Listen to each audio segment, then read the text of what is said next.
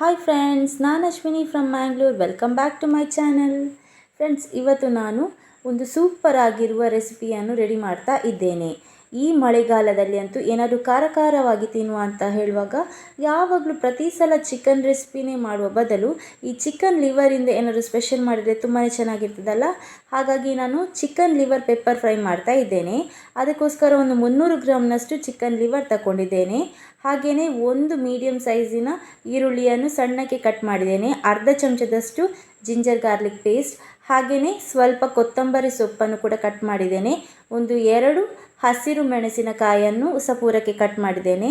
ಒಂದು 3/4 ಸ್ಪೂನ್ನಷ್ಟು pepper powder, ಅರ್ಧ ಸ್ಪೂನ್ನಷ್ಟು chilli powder, ಒಂದು ಅರ್ಧ ಸ್ಪೂನ್ನಷ್ಟು ಕೊತ್ತಂಬರಿ ಪೌಡರ್, ರುಚಿಗೆ ತಕ್ಕಷ್ಟು ಉಪ್ಪು, ಅರ್ಧ ಸ್ಪೂನ್ನಷ್ಟು ಗರಂ ಮಸಾಲ, ಹಾಗೆಯೇ ಒಂದು 1/4 ಸ್ಪೂನ್ನಷ್ಟು ಅರಶಿನ ಪೌಡರ್ ತಗೊಂಡಿದ್ದೇನೆ.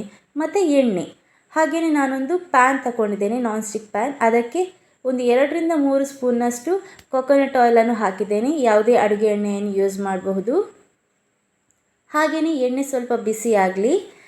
ಇದು ಎಣ್ಣೆ ಬಿಸಿ ಆದ ನಂತರ ನಾವು ಈರುಳ್ಳಿಯನ್ನು ಸಣ್ಣಕ್ಕೆ ಕಟ್ ಮಾಡಿ ಇಟ್ಟಿದ್ದೇವಲ್ಲ, ಅದನ್ನು ಹಾಕಬೇಕು. ಎಣ್ಣೆಯಲ್ಲಿ ಈರುಳ್ಳಿ ಫ್ರೈ ಆಗಬೇಕು. ಸ್ವಲ್ಪ ಕಲರ್ ಚೇಂಜ್ ಆಗಬೇಕು, ಅಲ್ಲಿ ತನಕ ಫ್ರೈ ಮಾಡಬೇಕು. ಮತ್ತು ಇದು ನಾನು ಆಗಲೇ ಹೇಳಿದ ಹಾಗೆ ಮಳೆಗಾಲದಲ್ಲಿ ತುಂಬ ಚೆನ್ನಾಗಿರ್ತದೆ, ಯಾಕಂದರೆ ಸ್ವಲ್ಪ ಖಾರ ಆಗಿರ್ತದಲ್ಲ.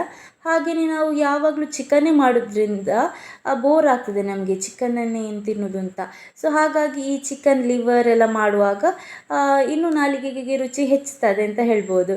ಹಾಗೆಯೇ ಮಳೆಗಾಲದಲ್ಲಿ ಖಾರ ಇರುವಾಗ ಸೂಪರ್ ಆಗಿರ್ತದೆ ನೋಡಿ. ಈಗ ಈರುಳ್ಳಿ ಚೆನ್ನಾಗಿ ಫ್ರೈ ಆಗಿದೆ ಎಣ್ಣೆಯಲ್ಲಿ. ಹಾಗೆ ನಾನು 2 ಕಾಯಿಮೆಣಸನ್ನು ಹಾಕ್ತಾ ಇದ್ದೇನೆ. ಸಪೂರಕ್ಕೆ ಕಟ್ ಮಾಡಿದ್ದೇನೆ, ನೀವು ಹೇಗೆ ಬೇಕಾದ್ರೂ ಕಟ್ ಮಾಡಬಹುದು.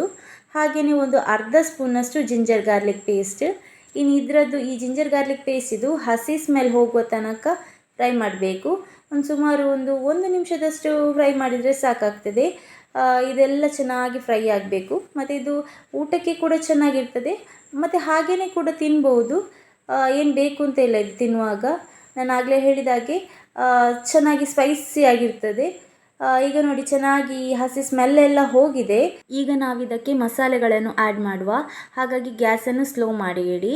ನಾನೊಂದು 1/4 ಸ್ಪೂನ್ನಷ್ಟು ಅರಶಿನ ಪೌಡರ್ ಹಾಕಿದ್ದೇನೆ. ಹಾಗೆಯೇ ಒಂದು ಅರ್ಧ ಸ್ಪೂನ್ನಷ್ಟು ಚಿಲ್ಲಿ ಪೌಡರ್ ಹಾಕಿದ್ದೇನೆ. ನಿಮಗೆ ಚಿಲ್ಲಿ ಪೌಡರ್ ಅಂದರೆ ಎಲ್ಲ ಖಾರ ಆಗೋದಾದ್ರೆ ಸ್ವಲ್ಪ ಕಮ್ಮಿ ಮಾಡಬಹುದು. ಹಾಗೆಯೇ ರುಚಿಗೆ ತಕ್ಕಷ್ಟು ಉಪ್ಪು ಹಾಕಿದ್ದೇನೆ. ಮತ್ತು ಒಂದು ಅರ್ಧ ಚಮಚದಷ್ಟು ಕೊತ್ತಂಬರಿ ಪೌಡರ್ ಹಾಕಿದ್ದೇನೆ. ಹಾಗೆಯೇ ಒಂದು ಅರ್ಧ ಸ್ಪೂನ್ನಷ್ಟು ಗರಂ ಮಸಾಲ ಪೌಡರ್ ಹಾಕಿದ್ದೇನೆ. ಮತ್ತು ಇದರದ್ದು ಮೇಯ್ನ್ ಬಂದು ಪೆಪ್ಪರ್ ಪೌಡರ್. ಹಾಗಾಗಿ ಪೆಪ್ಪರ್ ಪೌಡರ್ ಒಂದು 3/4 ಸ್ಪೂನಷ್ಟು ಬೇಕಾಗ್ತದೆ, ಚೆನ್ನಾಗಿರ್ತದೆ. ಹಾಗಾಗಿ ಅದನ್ನು ಕೊನೆಗೆ ಹಾಕುವ. ಸೊ ಈಗ ಇಷ್ಟು ಮಸಾಲ ಹಾಕಿದರೆ ಸಾಕು. ನೆನಪಿಟ್ಕೊಳ್ಳಿ, ಪೆಪ್ಪರ್ ಯಾವಾಗಲೂ ಕೊನೆಗೆ ಹಾಕಬೇಕು. ಸೊ ಇಷ್ಟು ಮಸಾಲ ಹಾಕಿದ ನಂತರ ಇದು ಎಣ್ಣೆಯಲ್ಲಿ ಚೆನ್ನಾಗಿ ಮಸಾಲೆಗಳೆಲ್ಲ ಫ್ರೈ ಆಗಬೇಕು, ಅಂದರೆ ಈರುಳ್ಳಿ ಜೊತೆ ಚೆನ್ನಾಗಿ ಫ್ರೈ ಆಗಬೇಕು. ಒಂದು ನಿಮಿಷದಷ್ಟಾದರೂ ಫ್ರೈ ಮಾಡಿಕೊಳ್ಬೇಕು ಚೆನ್ನಾಗಿ. ನೋಡಿ, ಈಗ ನಿಮಗೆ ಕಾಣ್ತಾ ಇರ್ಬೋದು, ಆ ಮಸಾಲೆಗಳೆಲ್ಲ ಈರುಳ್ಳಿ ಒಟ್ಟಿಗೆ ಚೆನ್ನಾಗಿ ಕಂಬೈನ್ ಆಗಿದೆ, ಚೆನ್ನಾಗಿ ಫ್ರೈ ಆಗಿದೆ. ಇಷ್ಟಾದರೆ ಸಾಕು. ಇದಕ್ಕೆ ಮತ್ತು ನೀರು ಯಾವುದೇ ಕಾರಣಕ್ಕೂ ಹಾಕಬಾರ್ದು, ಯಾಕಂದರೆ ಲಿವರಲ್ಲಿ ನೀರು ಇರ್ತದಲ್ಲ, ಅದು ನೀರೆಲ್ಲ ಬಿಟ್ಕೊಳ್ತದೆ. ಹಾಗಾಗಿ ಈ ಟೈಮಲ್ಲಿ ನಾನು ಲಿವರ್ ಹಾಕ್ತಾ ಇದ್ದೇನೆ. ನಾನು ಆಗಲೇ ಹೇಳಿದಾಗೆ 300 ಗ್ರಾಮಷ್ಟು ಲಿವರನ್ನು ಕಟ್ ಮಾಡಿ ಹಾಕಿದ್ದೇನೆ. ನಿಮಗೆ ಬೇಕಾದರೆ 1-2 ಪೀಸ್ ಮಾಡಿ ಕೂಡ ಹಾಕ್ಬೋದು, ಅಥವಾ ಇಡೀ ಬೇಕಾದರೆ ಹಾಗೇ ಹಾಕ್ಬೋದು. ಆದರೆ ಕಟ್ ಮಾಡಿದರೆ ಚೆನ್ನಾಗಿರ್ತದೆ, ಅಂದರೆ ಮಸಾಲೆಗಳೆಲ್ಲ ಹೀರ್ತದಲ್ಲ. ಸೊ ಇದು ಆಯಿಲಲ್ಲಿ ಚೆನ್ನಾಗಿ ಫ್ರೈ ಆಗಬೇಕು.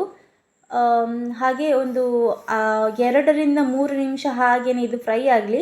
ನಂತರ ನಾನು ಆಗಲೇ ಹೇಳಿದಾಗೆ ಇದಕ್ಕೆ ನೀರು ಹಾಕೋದು ಬೇಡವೇ ಬೇಡ, ಯಾಕಂದರೆ ಫ್ರೈ ಇದು ಮತ್ತು ನೀರು ಬಿಟ್ಕೊಳ್ತದೆ. ತುಂಬ ನೀರಾದರೆ ಮತ್ತು ಡ್ರೈ ಆಗೋದಿಲ್ಲ, ಯಾಕಂದರೆ ನಾವೀಗ ಇವತ್ತು ಡ್ರೈ ಮಾಡ್ತಾ ಇದ್ದೇವೆ. ಪೆಪ್ಪರ್ ಉಂಟಲ್ಲ, ಚಿಕನ್ ಪೆಪ್ಪರ್ ಇದು ಡ್ರೈ. ಹಾಗಾಗಿ ಇನ್ನು ನಾವಿದನ್ನೊಂದು 10 ನಿಮಿಷಗಳ ಕಾಲ ಮುಚ್ಚಳ ಮುಚ್ಚಿಟ್ಟು ಬೇಯಿಸಬೇಕು. ಅಂದರೆ ನಡುವಲ್ಲಿ ಒಮ್ಮೆ ಚೆಕ್ ಮಾಡಿ ನೀರು ಕರೆಕ್ಟ್ ಉಂಟಂತ, ನೀರು ಬಿಟ್ಟದೆಲ್ಲ. ಸೊ ನೋಡಿ, ಈಗ 10 ನಿಮಿಷ ಆಗುವಾಗ ಈ ಥರ ಬರ್ತದೆ. ಏನು ತಳ ಹಿಡಿಲಿಲ್ಲ, ಯಾಕಂದರೆ ನಾನ್ ಸ್ಟಿಕ್ ಪ್ಯಾನಲ್ಲಿ ಮಾಡಿದ್ದು.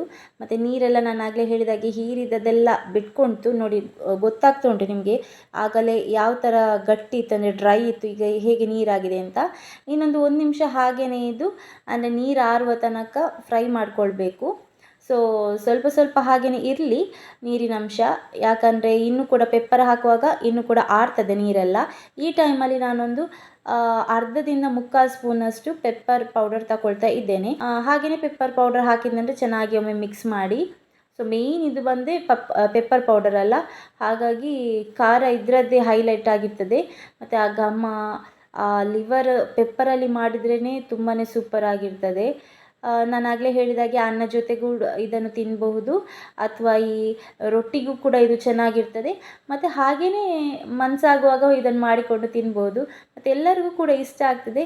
ಸೊ ಒಮ್ಮೆ ಮಸಾಲ ಹಾಕಿದ ನಂತರ ಜಸ್ಟ್ ಒಂದು ಮುಚ್ಚಳ ಮುಚ್ಚಿಟ್ಟು 1 ನಿಮಿಷ ಹಾಗೆಯೇ ಫ್ರೈ ಮಾಡಿ, ಒಂದು ಗ್ಯಾಸ್ ಮೀಡಿಯಮಲ್ಲಿ ಇಟ್ಕೊಂಡು ಅದು ಚೆನ್ನಾಗಿ ಆ ಘಮ ಎಲ್ಲ ಅದರಲ್ಲಿ ಹೀರ್ಕೊಳ್ತದೆ. ಅದಕ್ಕೋಸ್ಕರ ಮತ್ತು ಚೆನ್ನಾಗಿ ಡ್ರೈ ಆಗ್ತದೆ. ನೋಡಿ ಈಗ ಹೇಗೆ ಬಂದಿದೆ ಅಂತ, ಸೂಪರಾಗಿ ಕಾಣ್ತಾ ಉಂಟಲ್ಲ.